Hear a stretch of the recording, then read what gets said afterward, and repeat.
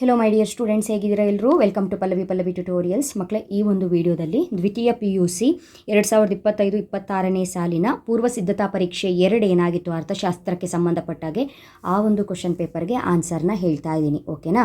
So ಅರ್ಥಶಾಸ್ತ್ರದಲ್ಲಿ ಈ ವರ್ಷ 2025-26ನೇ ಸಾಲಿನ ವಾರ್ಷಿಕ ಪರೀಕ್ಷೆಯಲ್ಲಿ ಉತ್ತಮ ಅಂಕಗಳನ್ನು ನೀವು ಪಡೆದುಕೊಳ್ಬೇಕು ಅಂತ ಹೇಳಿದರೆ ಬೋರ್ಡಿಂದ ರಿಲೀಸ್ ಆಗಿರುವಂತಹ 3 ಮಾದರಿ ಪ್ರಶ್ನೆ ಪತ್ರಿಕೆಗಳ ಜೊತೆಗೆ ಪ್ರಿಪರೇಟರಿ ಎಕ್ಸಾಮಿನ 2 ಪ್ರಶ್ನೆ ಪತ್ರಿಕೆಗಳು, ಎಕ್ಸಾಮ್ 1, ಎಕ್ಸಾಮ್ 2 ಎರಡೂ ಪ್ರಶ್ನೆ ಪತ್ರಿಕೆಗಳಲ್ಲಿ ಇರುವಂತಹ ಪ್ರಶ್ನೆಗಳನ್ನು ನೋಡ್ಕೊಳ್ಬೇಕು. ಬಹುಮುಖ್ಯವಾಗಿ ಸ್ಟಾರ್ಟಿಂಗಲ್ಲಿ ಎಲ್ಲರೂ ಕೂಡ ವಿಡಿಯೋನ ಸ್ಕಿಪ್ ಮಾಡದೆ ನೋಡ್ತಿರ್ತೀರಿ ಅನ್ನೋ ಕಾರಣಕ್ಕೆ ಒಂದು ಇನ್ಫಾರ್ಮೇಷನ್ನ ಕೊಡ್ತಾ ಇದ್ದೀನಿ. ನೋಡಿ, ಇದು ಪೇಪರ್ 2, ಪ್ರಿಪರೇಟರಿ ಎಕ್ಸಾಮ್ ಪೇಪರ್ 2 ಅಲ್ವಾ? ಸೊ ಇಲ್ಲಿ ಏನಾಗಿದೆ ಅಂತ ಹೇಳಿದ್ರೆ, ನಿಮಗೆ ಪ್ರಶ್ನೆಯನ್ನು ನಿಮಗೆ ಗೊತ್ತಿರುವಂಥ ಲೆಕ್ಕಗಳು ಸಾಕಷ್ಟು ಇರ್ಬೋದು. ಈಗ ನೀವು GDP ಲೆಕ್ಕ ಕಲಿತಾ ಇರಬಹುದು, ಕೊಡ್ಬೋದು ಅಂತ TP AP MP ಕಂಡುಹಿಡಿತಾ ಇರ್ಬೋದು, ಅಥವಾ ಅದನ್ನು ಪ್ರಾಕ್ಟೀಸ್ ಮಾಡ್ತಾ ಇರಬಹುದು. ಈ ರೀತಿಯಾಗಿ ಯಾವ ಲೆಕ್ಕಗಳನ್ನ ಕೊಡ್ತಾರೆ ಅನ್ನೋದ್ರ ಬಗ್ಗೆ ನಿಮ್ಮ ಅಸಂಪ್ಷನ್ ತಪ್ಪಲ್ಲ. ಆದರೆ ಒಂದನ್ನು ಗಮನಿಸಿ, ಪ್ರಿಪರೇಟರಿ ಎಕ್ಸಾಮ್ 2ಅಲ್ಲಿ ಲಾಭ ಕಂಡುಹಿಡಿಯಿರಿ ಅಂತ ಹೇಳಿಕೊಂಡು ಒಂದು ಪ್ರಶ್ನೆಯನ್ನು ಕೊಟ್ಟಿದ್ದಾರೆ. ಇದು ಈಸಿನೇ, ಆದರೆ ನಿಮ್ಮ ಮಾದರಿ ಪ್ರಶ್ನೆ ಪತ್ರಿಕೆಯಲ್ಲಿ ಈ ಪ್ರಶ್ನೆ ಇರಲಿಲ್ಲ. ಅಲ್ಲಿ ಮಾರುಕಟ್ಟೆ ಬೇಡಿಕೆಯನ್ನು ಕಂಡುಹಿಡಿಯಿರಿ ಅಂತ ಕೊಟ್ಟಿದ್ರು. D1 + D2 ಮಾಡಿದ್ರಿ, ನೆನಪಿದೆಯಾ? ಹಾಗಾಗಿ ಈ ಪ್ರಶ್ನೆ ಕೊಟ್ಟಿದ್ದಾರೆ. ಈ ಪ್ರಶ್ನೆಗೆ ಯಾವ ರೀತಿಯಾಗಿ ಉತ್ತರ ಬರೀಬೇಕು ಅನ್ನೋದು ನಾನು ವಿಡಿಯೋನ ಅಪ್ಲೋಡ್ ಮಾಡಿದ್ದೀನಿ. ನೀವು ಇದೇ ರೀತಿಯಾಗಿ ಪ್ರಶ್ನೆ ಟಾಪಿಕ್ನ ಸರ್ಚ್ ಮಾಡಬೇಕಾದ್ರೆ ಲಾಭ ಕಂಡುಹಿಡಿಯೋದು ಹೇಗೆ ಅಂತ ನನ್ನ ಚಾನಲಲ್ಲಿ ಕೊಟ್ಟರೆ ನಿಮಗೆ ಸಿಗುತ್ತೆ, ಆಯಿತಾ? ಅದಾದ್ರ ಮೇಲೆ ಇನ್ನೊಂದು ಬಹುಮುಖ್ಯವಾದಂಥ ಲೆಕ್ಕ 4 ಅಂಕದ್ದಂತ ಹೇಳಿದ್ರೆ, ಸಮತೋಲನ ಮಟ್ಟದ ಆದಾಯವನ್ನು ಲೆಕ್ಕ ಮಾಡಿ ಅಂತ 4 ಅಂಕದ ಬಹುಮುಖ್ಯ ಪ್ರಶ್ನೆ. ಸಾಕಷ್ಟು ವಿದ್ಯಾರ್ಥಿಗಳು ಇವತ್ತು ನಾನು ಅಪ್ಲೋಡ್ ಮಾಡಿರುವ ವಿಡಿಯೋನ ನೋಡ್ತಾ ಇದ್ದೀರಿ. ಆದಷ್ಟು ನಿಮ್ಮ ಫ್ರೆಂಡ್ಸ್ಗಳಿಗೂ ಶೇರ್ ಮಾಡಿ.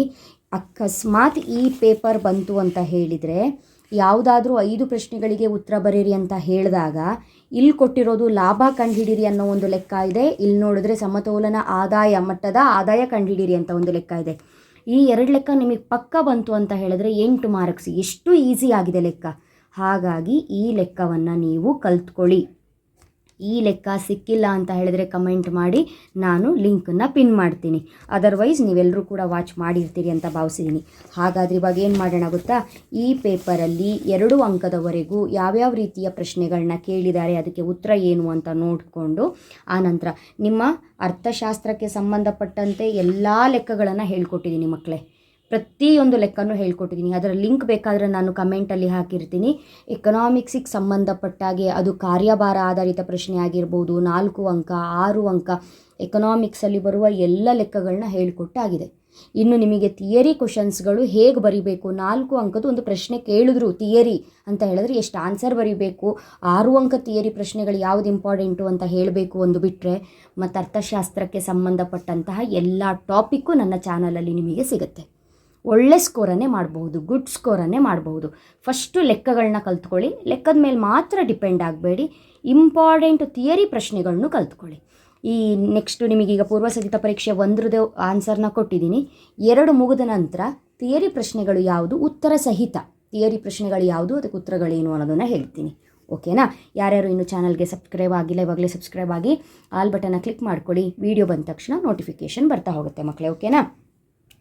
ಸರಿ, ಹಾಗಿದ್ರೆ ಸರಿಯಾದ ಉತ್ತರವನ್ನು ಆರಿಸಿ ಬರೀರಿ ಅಂತ ಹೇಳಿಕೊಂಡು ಬಹು ಆಯ್ಕೆ ಪ್ರಶ್ನೆಯನ್ನು ಕೇಳಿದರೆ, ಬೇಡಿಕೆ ರೇಖೆಯ ಮಧ್ಯ ಬಿಂದುವಿನಲ್ಲಿ ಸ್ಥಿತಿಸ್ಥಾಪಕತ್ವವು ಅಂತ ಕೊಟ್ಟಿದ್ದಾರೆ. ಇದಕ್ಕೆ ಸರಿಯಾದಂತಹ ಉತ್ತರ 1ಕ್ಕೆ ಸಮನಾಗಿರುತ್ತದೆ. ಸರಿಯಾದ ಉತ್ತರ 1ಕ್ಕೆ ಸಮನಾಗಿರುತ್ತದೆ. ಹಾಕ್ಕೊಬಿಡಿ. ಪೇಪರ್ ಯಾರ ಹತ್ರ ಇಲ್ಲ ಅವರು ಈ ಪ್ರಶ್ನೆಯನ್ನು ಮಾರ್ಕ್ ಮಾಡ್ಕೊಳ್ಬೇಕು, ಇದು ಇಂಪಾರ್ಟೆಂಟ್. ಕಾಬ್ ಡಗ್ಲಾಸ್ ಉತ್ಪಾದನಾ ಬಿಂಬಕ ಯಾವುದು ಅಂತ ಕೇಳಿದ್ದಾರೆ. ಕಾಬ್ ಡಗ್ಲಾಸಿನ ಉತ್ಪಾದನಾ ಬಿಂಬಕ ಸಿ. ಸರಿಯಾದ ಉತ್ತರ Q = ಬ್ರ್ಯಾಕೆಟಲ್ಲಿ X alpha X2 beta, X1 alpha X2 beta. ಇದು ಸರಿಯಾದ ಉತ್ತರ. ನೆಕ್ಸ್ಟು, ಪರಿಪೂರ್ಣ ಪೈಪೋಟಿ ಮಾರುಕಟ್ಟೆಯಲ್ಲಿ ಕೊಳ್ಳುವವರು ಮತ್ತು ಮಾರುವವರು ಅಂತ ಇದೆ. ಪರಿಪೂರ್ಣ ಪೈಪೋಟಿ ಮಾರುಕಟ್ಟೆಯಲ್ಲಿ ಕೊಳ್ಳುವವರು ಮತ್ತು ಮಾರುವವರು ಬೆಲೆ ಪಡೆಯುವವರು ಆಗಿರ್ತಾರೆ. ಸರಿಯಾದಂತಹ ಉತ್ತರ ಬೆಲೆ ಪಡೆಯುವವರು. ನೆಕ್ಸ್ಟ್, ಭಾರತದಲ್ಲಿ GDPಯನ್ನು ವರದಿ ಮಾಡುವಂತಹ ಸಂಸ್ಥೆ ಯಾವುದು ಅಂತ. GDPಯನ್ನು ವರದಿ ಮಾಡುವ ಸಂಸ್ಥೆ CSO. ಡಿ ಸರಿಯಾದ ಉತ್ತರ. ಒಂದು ದೇಶದ ಕರೆನ್ಸಿಯ ಬೆಲೆಯನ್ನು ವಿದೇಶಿ ಕರೆನ್ಸಿಯ ರೂಪದಲ್ಲಿ ವ್ಯಕ್ತಪಡಿಸೋದನ್ನು, ಅಂದರೆ ಒಂದು ದೇಶದ ಕರೆನ್ಸಿ ಬೆಲೆನ ವಿದೇಶಿ ಕರೆನ್ಸಿ ರೂಪದಲ್ಲಿ ನಾವು ಹೇಳ್ತೀವಿ ಅಂತ ಹೇಳಿದ್ರೆ ಅದನ್ನು ಏನಂತ ಕರಿತೀವಿ ಅಂತ ಹೇಳಿದ್ರೆ ವಿದೇಶಿ ವಿನಿಮಯ ದರ. ವಿದೇಶಿ ವಿನಿಮಯ ದರ ಸರಿಯಾದ ಉತ್ತರ. ನೆಕ್ಸ್ಟು ಬಿಟ್ಟ ಸ್ಥಳ ಪ್ರಶ್ನೆಗಳು. ಬ್ರಾಕೆಟಲ್ಲಿ ಉತ್ತರವನ್ನು ಕೊಟ್ಟಿರ್ತಾರೆ, ಸರಿಯಾದ ಉತ್ತರವನ್ನು ಆರಿಸಿ ಬರೆದ್ರಾಯಿತು. ಕೇಂದ್ರೀಯ ಯೋಜಿತ ಆರ್ಥಿಕತೆಯಲ್ಲಿ ಎಲ್ಲ ಪ್ರಮುಖ ನಿರ್ಧಾರಗಳನ್ನು ತೆಗೆದುಕೊಳ್ಳೋದು ಯಾರು? ಸರ್ಕಾರ. ಸರಿಯಾದ ಉತ್ತರ ಸರ್ಕಾರ. ABC ರೇಖೆಯ ಡ್ಯಾಶ್ ಬಿಂದುವಿನಲ್ಲಿ SMC ರೇಖೆಯು ABC ರೇಖೆಯನ್ನು ಕೆಳಗಿನಿಂದ ಛೇದಿಸುತ್ತದೆ ಅಂತ ಕೊಟ್ಟಿದ್ದಾರೆ. ಇದಕ್ಕೆ ಸರಿಯಾದಂತಹ ಉತ್ತರ ಕನಿಷ್ಠ ಬಿಂದುವಿನಲ್ಲಿ. ಕನಿಷ್ಠ. ನೆಕ್ಸ್ಟು ಡ್ಯಾಶ್ ತೆರಿಗೆಯು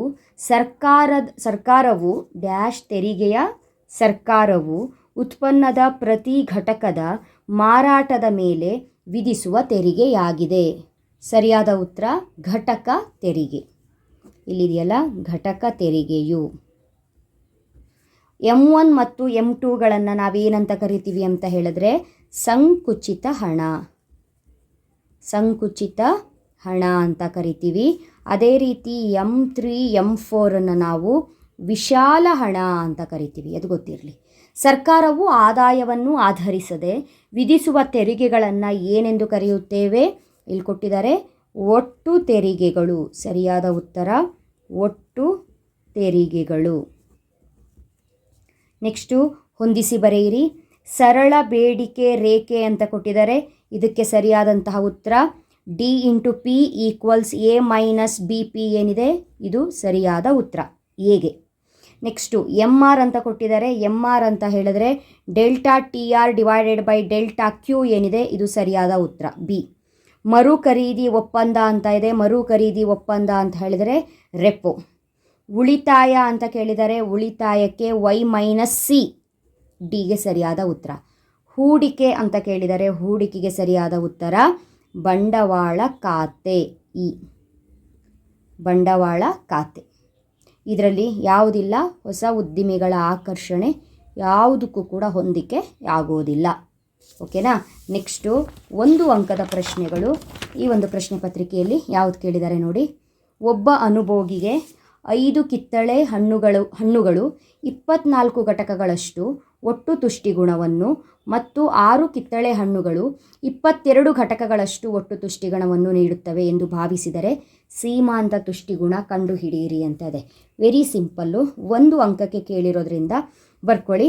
5 ಹಣ್ಣು ಕರೆಕ್ಟಾ? ಇಲ್ಲೇನು ಹೇಳಿದರೆ 5 ಕಿತ್ತಳೆ ಹಣ್ಣು ಎಷ್ಟು ತುಷ್ಟಿಗುಣ ಕೊಡುತ್ತೆ? 24. ನೆಕ್ಸ್ಟು 6 ಕಿತ್ತಳೆ ಹಣ್ಣು ಎಷ್ಟು ತುಷ್ಟಿಗುಣ ಕೊಡುತ್ತೆ? 22. ಕಂಡುಹಿಡಿಬೇಕಾಗಿರೋದೇನು? ಸೀಮಾಂತ ತುಷ್ಟಿಗುಣ. ಸೀಮಾಂತ ತುಷ್ಟಿಗುಣ ಅಂತ ಹೇಳಿದ್ರೆ ಏನು? MU ಕಂಡುಹಿಡಿಯೋದು ಹೇಗೆ? Formula TUN - TUN - 1. ಮುಂದಿನ ಸಂಖ್ಯೆಯಿಂದ ಹಿಂದಿನ ಸಂಖ್ಯೆಯನ್ನು ಕಳೆಯುವಂಥದ್ದು. ಇಲ್ಲಿ ಮುಂದಿನ ಸಂಖ್ಯೆ ಯಾವುದು ನೋಡಿ, ಇದು ಮುಂದಿನ ಸಂಖ್ಯೆ. ಮುಂದಿನ ಸಂಖ್ಯೆಯಿಂದ 22ರಿಂದ ಹಿಂದಿನ ಸಂಖ್ಯೆಯನ್ನು ಕಳೀರಿ. 24. 22ರಲ್ಲಿ 24 ಹೋದರೆ ಎಷ್ಟು ಬರುತ್ತೆ? ಆನ್ಸರು -2. ಇದು ಸರಿಯಾದ ಉತ್ತರ. ಇಷ್ಟು ಬರೋದ್ರಾಯ್ತು. ನೆಕ್ಸ್ಟು ಪೂರೈಕೆ ಎಂದರೇನು ಅಂತ ಕೇಳಿದರೆ ಬರ್ಕೊಳ್ತೀರಾ ನಾನು ಹೇಳೋದ ಉತ್ತರ? ಪೂರೈಕೆ ಎಂದರೆ ಇದೆಲ್ಲ ನಾನು ಮಾಡೆಲ್ ಪೇಪರ್ ಕೊಡುವಾಗ ಒಂದು ಸಲ ಹೇಳಿಬಿಟ್ಟಿದ್ದೀನಿ, ಮತ್ತು ನಾನು ಬರೀಲಿಕ್ಕೆ ಹೋಗಲಿಲ್ಲ. ನಿಮಗೆ ಗೊತ್ತಿದೆ ಉತ್ತರ ಏನು ಅಂತ ಹೇಳ್ಕೊಂಡು. ನೀಡಲಾದ ಬೆಲೆ ತಂತ್ರಜ್ಞಾನ ಮತ್ತು ಉತ್ಪಾದನಾಂಗಗಳ ಬೆಲೆಗಳಲ್ಲಿ ಉದ್ಯಮ ಘಟಕಗಳು ಮಾರಾಟ ಮಾಡಲು ಬಯಸುವ ಸರಕಿನ ಪ್ರಮಾಣವನ್ನು ನಾವು ಪೂರೈಕೆ ಎಂದು ಕರೆಯುತ್ತೇವೆ. ನೆಕ್ಸ್ಟು ರಫ್ತುಗಳ ಅರ್ಥವನ್ನು ಬರೆಯಿರಿ ಅಂತ ಹೇಳಿದರೆ ಆಮದು ರಫ್ತು ಎರಡೂ ಕೂಡ ಗೊತ್ತಿದೆ. ಸ್ವದೇಶವು ರಫ್ತು ಅಂತ ಹೇಳಿದರೆ ಸ್ವದೇಶವು ಜಗತ್ತಿನ ಇತರೆ ರಾಷ್ಟ್ರಗಳಿಗೆ ಸರಕುಗಳನ್ನು ಮಾರುವುದನ್ನು. ಸ್ವದೇಶವು ಜಗತ್ತಿನ ಇತರೆ ರಾಷ್ಟ್ರಗಳಿಗೆ ಸರಕುಗಳನ್ನು ಮಾರಾಟ ಮಾಡುವುದನ್ನು ರಫ್ತು ಎಂದು ಕರೆಯುತ್ತೇವೆ. ನೆಕ್ಸ್ಟು CPI ಅಂತ ಕೇಳಿದ್ದಾರೆ ಕರೆಕ್ಟಾ? CPIಯನ್ನು ವಿಸ್ತರಿಸಿ ಬರೆಯಿರಿ ಅಂತ ಹೇಳಿದ್ದಾರೆ. CPI ಇದು ಕೂಡ ಮಾಡೆಲ್ ಪೇಪರಲ್ಲಿ ಇದ್ದಿದ್ದೇ ಕ್ವಶನ್ನು. ಗ್ರಾಹಕ ಬೆಲೆ ಸೂಚ್ಯಾಂಕ ಅಥವಾ ಗ್ರಾಹಕ ಬೆಲೆ ಸೂಚ್ಯಾಂಕ ಅಥವಾ ಅನುಭೋಗಿ ಬೆಲೆ ಸೂಚ್ಯಾಂಕ ಅಂತ ಬರೆದ್ರೂ ತಪ್ಪೇನೂ ಇಲ್ಲ, ಕರೆಕ್ಟೇ. ಕೊರತೆಯ ಬೇಡಿಕೆಯ ಅರ್ಥವನ್ನು ನೀಡಿ. ಕೊರತೆಯ ಬೇಡಿಕೆ ಅಂತ ಹೇಳಿದರೆ ಸಮತೋಲನ ಮಟ್ಟದ ಉತ್ಪನ್ನವು ಪೂರ್ಣ ಉದ್ಯೋಗದ ಮಟ್ಟಕ್ಕಿಂತ ಕಡಿಮೆಯಾದರೆ ಬೇಡಿಕೆ ಕಡಿಮೆ ಇರುವ ಸನ್ನಿವೇಶವನ್ನು ಕೊರತೆಯ ಬೇಡಿಕೆ ಎನ್ನುತ್ತಾರೆ. ಭಾಗ ಬಿಯಲ್ಲಿ 2 ಅಂಕದ ಪ್ರಶ್ನೆಗಳು ಬಹುಮುಖ್ಯವಾಗಿ ಕೇಳಿರುವಂಥದ್ದು ಎಲ್ಲ ರಿಪೀಟ್ ಆಗಿದೆ. ಮಾದರಿ ಪ್ರಶ್ನೆ ಪತ್ರಿಕೆಯಲ್ಲಿರುವ ಪ್ರಶ್ನೆಗಳೇ. ಮೊದಲ ಪ್ರಶ್ನೆ, ಮೂಲ ಆರ್ಥಿಕ ಚಟುವಟಿಕೆಗಳನ್ನು ಪಟ್ಟಿ ಮಾಡಿ ಕೇಳಿದರೆ ಉತ್ಪಾದನೆ, ಅನುಭೋಗ, ವಿತರಣೆ, ವಿನಿಮಯ. ಬೇಡಿಕೆ ನಿಯಮವನ್ನು ತಿಳಿಸಿ ಅಂತ ಕೇಳಿದರೆ ಇತರೆ ಅಂಶಗಳು ಸ್ಥಿರವಾಗಿದ್ದಾಗ ಒಂದು ಸರಕಿನ ಬೆಲೆ ಹೆಚ್ಚಾದಾಗ ಅದರ ಬೇಡಿಕೆಯು ಕಡಿಮೆಯಾಗುತ್ತದೆ ಮತ್ತು ಒಂದು ಸರಕಿನ ಬೆಲೆ ಕಡಿಮೆಯಾದಾಗ ಅದರ ಬೇಡಿಕೆಯು ಹೆಚ್ಚಾಗುತ್ತದೆ.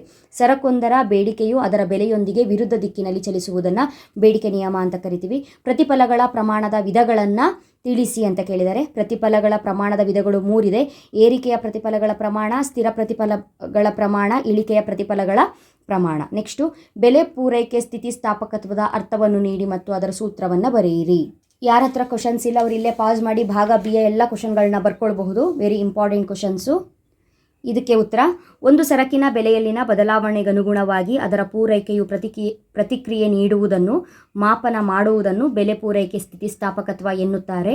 ಬೆಲೆ ಪೂರೈಕೆ ಸ್ಥಿತಿಸ್ಥಾಪಕತ್ವದ ಸೂತ್ರ ಏನಿದೆ ಅಂತ ಹೇಳಿದ್ರೆ PED, price elasticity of demand equals delta Q divided by delta P into P/Q.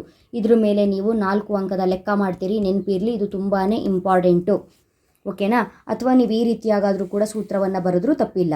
ಪೂರೈಕೆಯ ಬೆಲೆ ಸ್ಥಿತಿಸ್ಥಾಪಕತ್ವ ಪೂರೈಕೆಯಲ್ಲಿನ ಪ್ರಮಾಣಾನುಗುಣ ಬದಲಾವಣೆ ಡಿವೈಡೆಡ್ ಬೈ ಬೆಲೆಯಲ್ಲಿನ ಪ್ರಮಾಣಾನುಗುಣ ಬದಲಾವಣೆ ಅಂತ ಬರೀಬಹುದು. ಓಕೆ.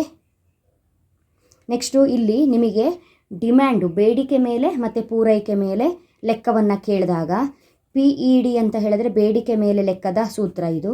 PES ಅಂತ ಹೇಳಿದ್ರೆ ಸಪ್ಲೈ ಪೂರೈಕೆ ಮೇಲಿನ ಸೂತ್ರ. ಸೂತ್ರ ಏನು ಚೇಂಜ್ ಆಗಲ್ಲ, ಕರೆಕ್ಟಾಗಿ ನೋಡಿಕೊಂಡು ಒಂದೇ ಸೂತ್ರ ಇರುತ್ತೆ. ಲೆಕ್ಕವನ್ನು ಬೇಡಿಕೆನೋ ಪೂರೈಕೆನೋ ಅಂತ ಹಾಕ್ಕೊಂಡು ನೀವು ಬರೀಬೇಕು. ಆ ರೀತಿಯ 4 ಅಂಕದ ಲೆಕ್ಕಗಳನ್ನ ನೀವು ನೋಡಿಲ್ಲ ಅಂತ ಹೇಳಿದ್ರೆ ಒಂದ್ಸಲ ಅಪ್ಲೋಡ್ ಮಾಡಿದ್ದೀನಿ, ವಿಡಿಯೋನ ವಾಚ್ ಮಾಡಿ. ತುಂಬ ಅಂದರೆ ತುಂಬ ಈಸಿಯಾಗಿ ಲೆಕ್ಕವನ್ನು ಮಾಡಬಹುದು. 2 ಲೆಕ್ಕಗಳಿಗೂ ಇದೇ ಸೂತ್ರವನ್ನು ಹಾಕ್ಕೊಳ್ಳೋದು. ಇಲ್ಲಿ ನೀವೇನು ಮಾಡ್ತೀರಿ, ಸಪ್ಲೈ ಅಂತ ಹೇಳಿದ್ರೆ PES ಅಂತ ತಗೊಳ್ತೀರಷ್ಟೇ. Delta Q divided by delta P into P/Q. ಇದು ಹಾಗೆ ಇರುತ್ತೆ, ಚೇಂಜಸ್ಸೇ ಇಲ್ಲ. ಹಾಗಾಗಿ ಒಂದೇ ಸೂತ್ರ ಕಲ್ತ್ಕೊಂಡು 2 ಲೆಕ್ಕವನ್ನು ಮಾಡ್ಬೋದು. ಕರೆಕ್ಟಾಗಿ ನೋಡ್ಕೊಳ್ಳಿ.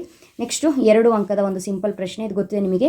ಇಬ್ಬರು ಉತ್ಪಾದಕರ ಪೂರೈಕೆ ರೇಖೆಗಳು ಕ್ರಮವಾಗಿ S1P P-15 ಮತ್ತು S2P P-5 ಆದಾಗ ಮಾರುಕಟ್ಟೆ ಪೂರೈಕೆಯನ್ನು ಕಂಡುಹಿಡಿಯಿರಿ ಅಂತ ಹೇಳಿದ್ದಾರೆ. ಸೊ ಇದು ಸಿಂಪಲ್ ಆಗಿ ಲೆಕ್ಕ ಮಾಡೋದು. ಫಸ್ಟ್ ಏನು ಮಾಡಿ ಅಂತ ಹೇಳಿದ್ರೆ SMP ಅಂತ ಬರ್ಕೊಳ್ಳಿ. ಇದಕ್ಕೆ ಒಂದು ಸೂತ್ರ ಏನು ಅಂತ ಹೇಳಿದ್ರೆ S1P ಪ್ಲಸ್ S2P. ಇದು ಸೂತ್ರ. ನೀವು ಮೇಲೆ ಕೆಳಗೆ ಆದರೂ ಮಾಡಿಕೊಂಡು ಲೆಕ್ಕವನ್ನು ಮಾಡಬಹುದು. ಫಸ್ಟ್ ಏನು ಮಾಡಿ, S1P ಅಲ್ಲ, P-15 ಅಂತ ಬರೀರಿ. S1P ಎಷ್ಟು? S1P P-15. ನೆಕ್ಸ್ಟು S2P ಇದೆಯಲ್ಲ, ಅದು ಎಷ್ಟು ಬರ್ಕೊಳ್ಳಿ? P-5. ಕರೆಕ್ಟಾ? ಈಗ PP ಎಷ್ಟಾಯಿತು? 2P. ಇಲ್ಲೂ ಮೈನಸ್ ಇದೆ, ಇಲ್ಲೂ ಮೈನಸ್ ಇದೆ, ಇಲ್ಲೂ ಮೈನಸ್ಸು. 15 5 ಎಷ್ಟು? 20. ಈ ರೀತಿಯಾಗೂ ಕೂಡ ಮಾಡ್ಬೋದು. ನೆಕ್ಸ್ಟು, ಅನುಭೋಗಿ ಸರಕು ಮತ್ತು ಬಂಡವಾಳ ಸರಕುಗಳ ನಡುವಿನ ವ್ಯತ್ಯಾಸವೇನು ಅಂತ ಕೇಳಿದರೆ ಅಂತಿಮ ಬಳಕೆಗಾಗಿ ಅನುಭೋಗಿಗಳು ಖರೀದಿಸುವ ಸರಕುಗಳನ್ನು ಅನುಭೋಗಿ ಸರಕುಗಳು ಎನ್ನುತ್ತೇವೆ. ಅಂತಿಮ ಬಳಕೆದಾರರಿಗೆ ಲಭ್ಯವಾಗಿರುತ್ತದೆ ವಸ್ತುಗಳ ಉತ್ಪಾದನೆಯಲ್ಲಿ ಬಳಸಲಾಗುವ ಬಾಳಿಕೆ ಬರುವ ಗುಣವುಳ್ಳ ಸರಕುಗಳನ್ನು ಬಂಡವಾಳ ಸರಕುಗಳು ಎನ್ನುತ್ತೇವೆ. ನೀವು ಚಿಕ್ಕ ಪಾಯಿಂಟ್ ಕೂಡ ಸೆಲೆಕ್ಟ್ ಮಾಡ್ಕೊಳ್ಬಹುದು. ಇಲ್ಲಿ ಅನುಭೋಗಿ ಸರಕುಗಳಿಗೆ ಉತ್ಪಾದನೆಯ ಹಂತಗಳಿಂದ ಹೊರ ಹೋಗುತ್ತವೆ ಅನುಭೋಗಿ ಸರಕು. ಬಂಡವಾಳ ಸರಕು ಉತ್ಪಾದನೆಯ ಹಂತದಲ್ಲಿಯೇ ಮುಂದುವರಿಯುತ್ತೆ. ಇದು ಚಿಕ್ಕದಾಗಿದೆ ಪಾಯಿಂಟ್, ಇದು ನೋಡ್ಕೊಳ್ಬಹುದು. ಅನುಭೋಗಿ ಸರಕಿಗೆ ಉದಾಹರಣೆ ಆಹಾರ, ಬಟ್ಟೆ, ಟೆಲಿವಿಷನ್. ಬಂಡವಾಳ ಸರಕಿಗೆ ಉದಾಹರಣೆ ಯಂತ್ರಗಳು, ಉಪಕರಣಗಳು ಇತ್ಯಾದಿ. ಓಕೆನಾ? ನೆಕ್ಸ್ಟು ಮುಂದಿನ ಪ್ರಶ್ನೆ, ಮೂಲ ಬೆಲೆಗಳಲ್ಲಿ ಮತ್ತು ಮಾರುಕಟ್ಟೆ ಬೆಲೆಗಳಲ್ಲಿ GVAಗಳ ನಡುವಿನ ವ್ಯತ್ಯಾಸವನ್ನು ಗುರುತಿಸಿ. ಉತ್ಪಾದನಾಂಗ ವೆಚ್ಚದ GVAಗೆ ನಿವ್ವಳ ಉತ್ಪಾದನಾ ತೆರಿಗೆಗಳನ್ನು ಸೇರಿಸಿದರೆ ಮೂಲ ಬೆಲೆಗಳಲ್ಲಿ GVA ಲಭ್ಯವಾಗುತ್ತದೆ. ಮೂಲ ಬೆಲೆಗಳಲ್ಲಿ GVA ಈಕ್ವಲ್ಸ್ ಉತ್ಪಾದನಾಂಗ ವೆಚ್ಚದ GVA ಪ್ಲಸ್ ನಿವ್ವಳ ಉತ್ಪಾದನಾ ತೆರಿಗೆಗಳು. ಮೂಲ ಬೆಲೆಗಳಲ್ಲಿ GVAಗೆ ನಿವ್ವಳ ಉತ್ಪನ್ನ ತೆರಿಗೆಗಳನ್ನು ಸೇರಿಸಿದರೆ ಮಾರುಕಟ್ಟೆ ಬೆಲೆಗಳಲ್ಲಿ GVA ಲಭ್ಯವಾಗುತ್ತದೆ. ಮಾರುಕಟ್ಟೆ ಬೆಲೆಗಳಲ್ಲಿ GVA, ನೀವು ಈ ಒಂದು ಸೂತ್ರ ಬರೆದುಬಿಟ್ರೆ ತುಂಬಾ ಒಳ್ಳೆಯದು. ನೋಡಿ, ಈ ಒಂದು ಕಾನ್ಸೆಪ್ಟಿಗೆ ಮಕ್ಕಳೇ ನೆನ್ಪಿಟ್ಕೊಳ್ಳಿ. ಈ ಒಂದು ಕಾನ್ಸೆಪ್ಟಿಗೆ ಈ ಒಂದು ಸೂತ್ರನಾದರೂ ಬರೆದಿಟ್ಟು ಬನ್ನಿ. ಮಾರುಕಟ್ಟೆ ಬೆಲೆಗಳಲ್ಲಿ GVA ಈಕ್ವಲ್ಸ್ ಮೂಲ ಬೆಲೆಗಳಲ್ಲಿ ಈಕ್ವಲ್ಸ್ GVA ಪ್ಲಸ್ ನಿವ್ವಳ ಉತ್ಪನ್ನ ತೆರಿಗೆಗಳು. ಮುಂದಿನ ಪ್ರಶ್ನೆ, ತಪಶೀಲು ಪಟ್ಟಿಯ ಹೂಡಿಕೆ ಎಂದರೇನು? ಅದು ಯಾವಾಗ ಧನಾತ್ಮಕ ಅಥವಾ ಋಣಾತ್ಮಕವಾಗಿರುತ್ತದೆ ಅಂತ ಕೇಳಿದ್ದಾರೆ. ತಪಶೀಲು ಪಟ್ಟಿಯಲ್ಲಿ ಆಗುವಂತಹ ಬದಲಾವಣೆಗಳನ್ನು ತಪಶೀಲು ಪಟ್ಟಿಯ ಹೂಡಿಕೆ ಎನ್ನುತ್ತಾರೆ. ತಪಶೀಲು ಪಟ್ಟಿಯಲ್ಲಿ ಹೆಚ್ಚಳವಾದರೆ ಅದು ಧನಾತ್ಮಕ ಹೂಡಿಕೆಯಾಗಿರುತ್ತದೆ ಮತ್ತು ತಪಶೀಲು ಪಟ್ಟಿಯಲ್ಲಿ ಇಳಿಕೆಯಾದರೆ ಋಣಾತ್ಮಕ ಹೂಡಿಕೆಯಾಗಿರುತ್ತದೆ ಅಂತ ಬರೆದರೆ ಸಾಕು. ಕೇಂದ್ರ ಸರ್ಕಾರದ ಯಾವುದಾದರೂ 2 ಪ್ರತ್ಯಕ್ಷ ಮತ್ತು ಪರೋಕ್ಷ ತೆರಿಗೆಗಳನ್ನು ಹೆಸರಿಸಿ. ಮಾಡೆಲ್ ಪೇಪರಲ್ಲಿ ಇರುವಂಥ ಪ್ರಶ್ನೆನೇ. ಪ್ರತ್ಯಕ್ಷ ತೆರಿಗೆ ವೈಯಕ್ತಿಕ ವರಮಾನ ತೆರಿಗೆ, ಪರೋಕ್ಷ ತೆರಿಗೆ ಆಮದು ಮತ್ತು ರಫ್ತು ಸುಂಕ. ಪುಕ್ಕಟೆ ಸವಾರರೆಂದರೆ ಯಾರು? ಅವರನ್ನು ಏಕೆ ಹಾಗೆ ಕರೆಯುತ್ತಾರೆ ಅಂತ ಪ್ರಶ್ನೆಯನ್ನು ಕೇಳಿದ್ದಾರೆ. ಹಣವನ್ನು ಪಾವತಿಸದೆ ಸಾರ್ವಜನಿಕ ಸರಕುಗಳನ್ನು ಬಳಸುವವರನ್ನು ಪುಕ್ಕಟೆ ಸವಾರರು ಎಂದು ಕರೆಯುತ್ತೇವೆ. ಆಯಿತಾ? ಯಾವ ಕಾರಣಕ್ಕಾಗಿ ಅವರನ್ನು ನಾವು ಹಾಗೆ ಕರಿತೀವಿ ಅಂತ ಹೇಳಿದರೆ, ಅನುಭೋಗಿಗಳು ಉಚಿತವಾಗಿ ತಾವು ಪಡೆದ ಸೇವೆಗೆ ಸ್ವ ಇಚ್ಛೆಯಿಂದ ಹಣವನ್ನು ಪಾವತಿಸುವುದಿಲ್ಲ.